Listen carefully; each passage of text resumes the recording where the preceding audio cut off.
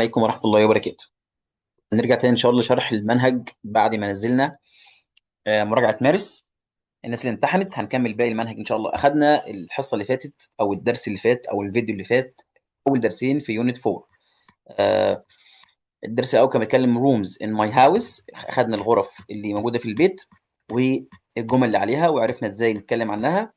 والدرس التاني كان بيتكلم عن أكيد صوتيات، تمام، صوت حرف الشورت اي، وعرفنا نقراه. النهارده هنكمل باقي الوحده ان شاء الله. هنختم الوحده الرابعه عشان يفضل لنا وحده بس في المنهج. بقى 40 يوم تقريبا على الامتحانات. هتقول لي يا مستر ما هو اولى مش عندها امتحانات. هقول لك المنهج ده تراكمي، يعني لازم يخلصه ويفهم كل المعاني اللي فيه والجرامر اللي فيه عشان لما يروح سنه تانيه ان شاء الله باذن الله تعالى يبقى عارف، آه يعرف يكمل باقي المنهج عليه، لان المنهج تراكمي بيوصل بعضه. هنا بيقول لي روم باي روم. يعني روم باي روم يعني غرفة بغرفة. هنعرف كل غرفة فيها ايه من البيت، كل غرفة فيها ايه. روم باي روم يعني غرفة بغرفة، تمام.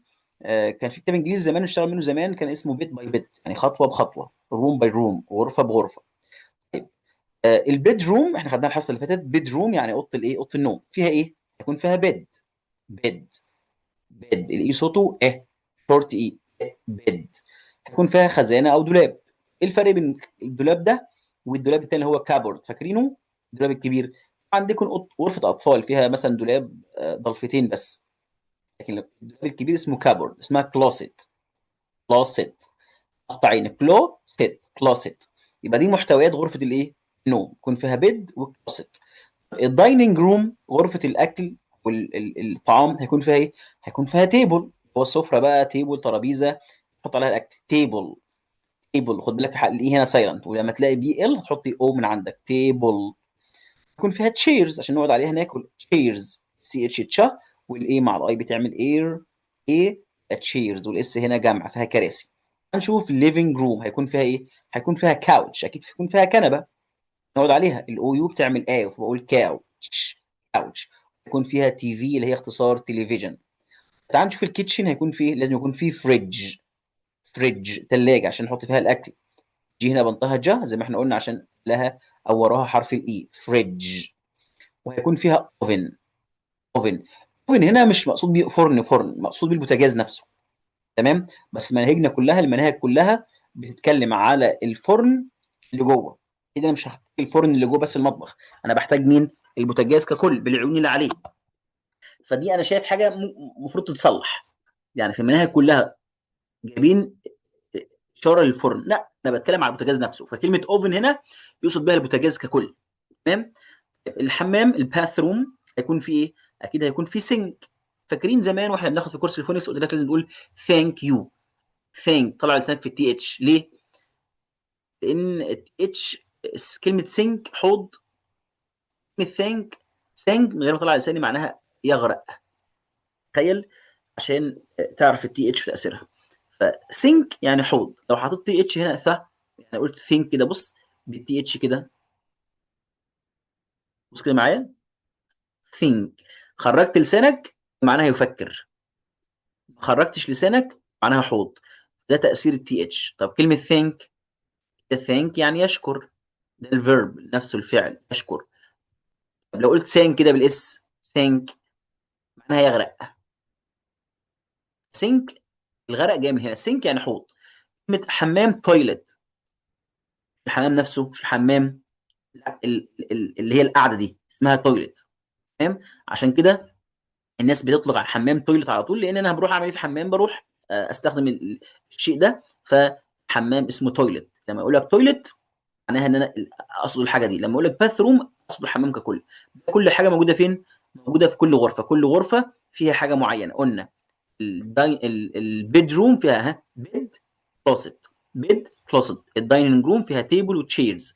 الليفنج روم فيها كاوتش وتي في. والكيتشن فيه فريدج. فريدج. واوفن. اوفن. مش اوفن، اوفن. والباث روم فيه سينك. فيه تويلت. نكمل. هنا في حوار عندي بيقول لي ويلكم تو ماي هاوس ساره. بنت راحت تزور صاحبتها تقول لها مرحبا بيكي في مين؟ في بيتنا، تمام. الكلمه دي لو هتقولها باللغه العربيه قول ساره، لكن لو هتقولها انجلش هتقولها ساره. هم بيقولوها كده ساره. ويلكم تو ماي هاوس ساره، بس انا بايد ان احنا نقول الاسماء العربيه باسمها العربيه، لانها عادي يعني هم بيقولوا ساره عشان هم ما يعرفوش نطقها العربي. قالت لها ثانك يو هنا this your bedroom. قالت لها شكرا يا هنا. هنا معناها هل دي اوضه النوم بتاعتك؟ قالت لها يس ات از، هي دي. here is my bed and my closet. هنا موجود السرير بتاعي والكلوست الخزانه بتاعتها. عرفت بقى ليه بنقول كلوست مش كابورد؟ كابورد اهي دولاب كبير اسمه يعني فنجان، وكلمه بورد يعني لوح سبوره، الاتنين مع بعض اسمها كابورد. ده الدولاب الكبير بقى اللي هو اربعه بتاع اوضه النوم الكبير بتاعت الايه الزوجين. تمام، ده الدولاب الكبير. تمام، ده الدولاب الايه الكبير. لكن الدولاب الصغير بيكون في اوضه الاطفال بيكون ضلفتين. تمام، نقول عليه كلوست. نقول عليه ايه كلوست. قالت لها ايه؟ قالت لها yes it is here is يعني هنا يكون my bed and my closet. هنا بتشاور عليهم، ده الكلوست بتاعتها اهي وده البيت بتاعه. قالت لها نايس جميل. وير از ذا باثروم؟ الحمام بتاعكم فين؟ قالت لها كم تعالي اي ويل شو يو. كلمه الاي ال دي اختصار كلمه ويل اللي هي سوف. لما تقول اي ويل بتقول ايل على طول. اي ويل شو يو انا هوريكي. it has sink and toilet. has يعني ايه؟ يعني عنده. مين اللي عنده؟ حمام. قالت لها بتسالها عن مين؟ عن باث روم. وباث روم بنعود عليه كلمه ات. فالحمام هاز عنده او في يعني جواه او به سينك اند تويلت، في حوض وفي تويلت مرحاض يعني. بس الطفل مش هيعرف يعني ايه مرحاض، فانت فهمها له بقى بينك وبينه كده معناها ايه. قالت لها اوه اند ذا كيتشن، عندكم كمان مطبخ؟ لوك. قالت لها بصي ات هاز فريج اند اوفن. المطبخ فيه ايه؟ فيه ثلاجه وفيه اوفن بوتاجاز. تمام. تاني كلمه اوفن بتترجم ان هي فرن، بس هم يقصدوا بيها البوتاجاز نفسه. تمام. هتلاقيها فيها ايه؟ فيها فريج اند اوفن، فيها ثلاجه وفيها كمان فرن او بوتاجاز. قالت لها واو this the living room. ودي كمان اوضه المعيشه. قالت لها يس وي كان سيت اون ذا كاوتش. احنا ممكن نقعد فين؟ على الكنبه. تمام. and watch the TV together. ونقعد ايه؟ ونقعد نشوف التلفزيون مع بعض. المحادثه دي غرضها ايه؟ غرضها ان هو حط لي كل المفردات روم، تويلت، سينك، فريج، اوفن، تمام، كاوتش، ليفنج روم. حط كل ده فين؟ في المحادثه دي. تمام. تعالى نقراها بقى بدون ترجمه عشان الحد يسمع نطق كويس. Welcome to my house, Sarah. Thank you, Hannah. Is this your bedroom? Yes, it is. Here is my bed and my closet. Nice. Where is the bathroom? Come, I'll show you. It has a sink and a toilet. Oh, and the kitchen? Look, it has a fridge and an oven. Wow. Is this the living room? Yes, we can sit on the couch and watch TV together.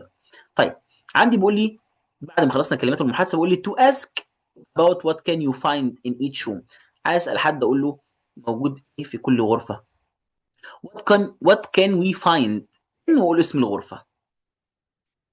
طب انا اخلي ابني يحفظ ده؟ لا، اخليه بس لما اجي اساله ويعرف يجاوب. what can we find in a bathroom؟ هو يقول لي سينك وايه والتويلت. احنا هنلاقي في الحمام السينك الحوض والتويلت. قال لها ايه؟ قال لها we can find a sink and a toilet. كله بص عشان الكلمات تثبت، ده كله عشان الكلمات تثبت. ان احنا نحفظ الكلمات بس ونمشي ده موضوع غلط جدا جدا جدا. هو جايب لي محادثه فيها الكلمات واسئله conversation فيها كلمات. هتلاقي what can we find a kitchen. هنلاقي في الكيتشن طبعا هتقول لها fridge and an oven. you can find you can find a fridge and an oven. طبعا انت عارف هنا حطينا ايه ليه وهنا حطينا ان ليه، خدناها قبل كده. الكلمه دي بحرف الاف. حرف الاف ده ايه؟ حرف الكونسونانت او حرف ساكن. لكن هنا حطينا ان ليه؟ لان حرف الاو من حروف الفاولز. يعني ايه فاولز؟ يعني متحرك. يعني ايه يا مستر؟ يعني لازم نحط له ان. اوفن ما ينفعش اقول اوفن. تمام. نكمل باقي الدرس. بس كده ده اللي عندنا محادثه اهيت. اسال ابني اقول له وات كان وي فايند ان ا باث روم، هو يقول لي كان فايند toilet and sink. a sink. What can we find in a bathroom in a bedroom? Can find a bed and a closet. What can we find in the dining room? We can find table and and chairs. What can we find in ايه تاني جت ايه تاني kitchen؟ يقول لي we can find an oven and a fridge. تمام. خد بقى الدرس الاخير في الوحده عشان كده خلصنا الوحده الرابعه، بقينا واحده واحده بس. عشان نبدا نحل امتحانات ان شاء الله وتقييمات باذن الله. طبعا احنا خدنا قبل كده الشورت A وخدنا الشورت E، خدنا الشورت I، الشورت فاول اللي معانا شورت O، شورت O.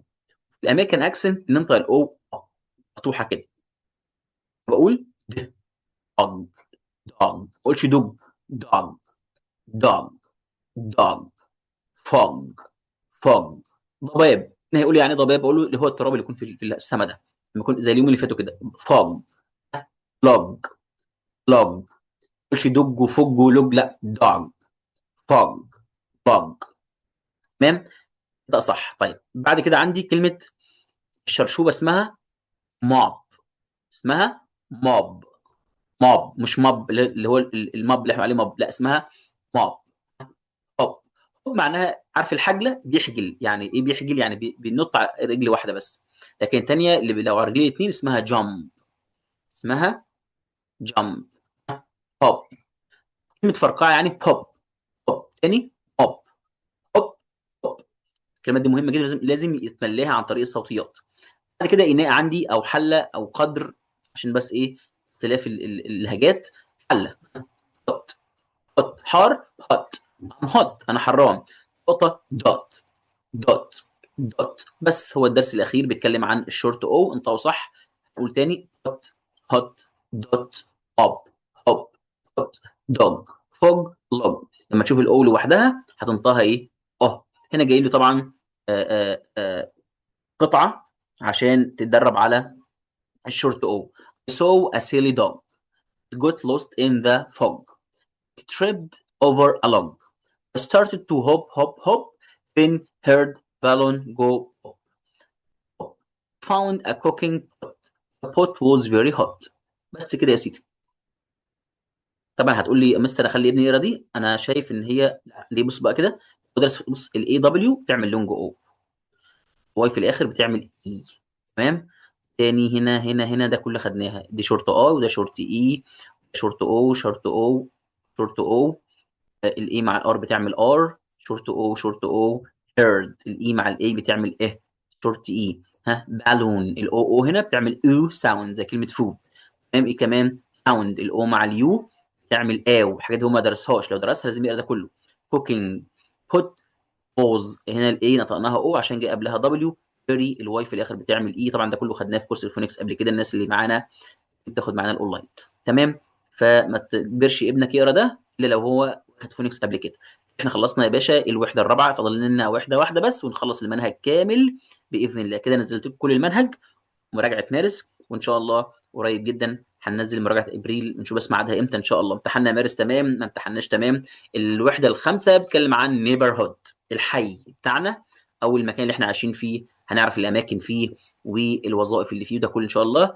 فلو حابب تكمل معانا وشايف انت استفدت من الفيديو، لا تبخل حبيبي وعزيزي الطالب وولي الامر انت تعمل لايك وتعمل تعليق جميل، علشان باذن الله نكمل مع بعض باذن الله تعالى. اشوفكم على خير ان شاء الله. السلام عليكم ورحمه الله وبركاته.